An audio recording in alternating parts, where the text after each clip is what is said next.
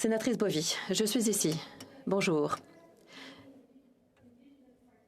La participation des Autochtones à COP27 m'a impressionnée. Depuis le rapport de 2019 sur l'Arctique, les questions de changement climatique dans le Nord n'ont cessé d'accélérer.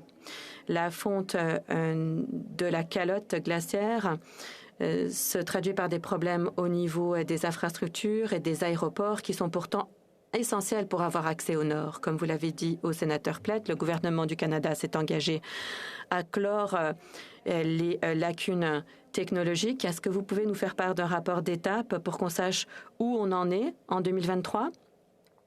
Madame la ministre, merci. Pour ce qui est de rapport d'étape, je sais qu'il y a des analyses des lacunes, mais je ne pense pas qu'il y ait de rapport global.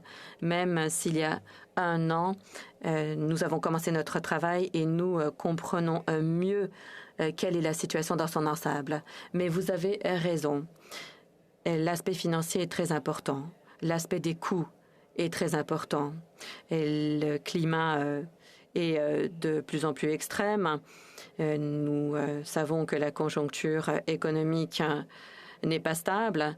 Alors, pour en venir à votre question, la triste réalité, c'est que les Autochtones sont les premiers à ressentir les effets des changements climatiques. Ce sont les Autochtones qui sont première loge des conséquences des changements climatiques. J'étais dans une région nordique, où c'est là que j'ai acheté mes boucles d'oreilles, où il a été question de la perte des aliments. Et c'est pas seulement la perte des aliments, c'est la perte culturelle qui est associée aux aliments. Vous savez, j'ai eu des conversations difficiles avec des Autochtones qui m'ont dit qu'il faut qu'on comprenne qu'on fait partie du monde, qu'on ne domine pas le monde. Et ça a été vraiment un virage pour moi.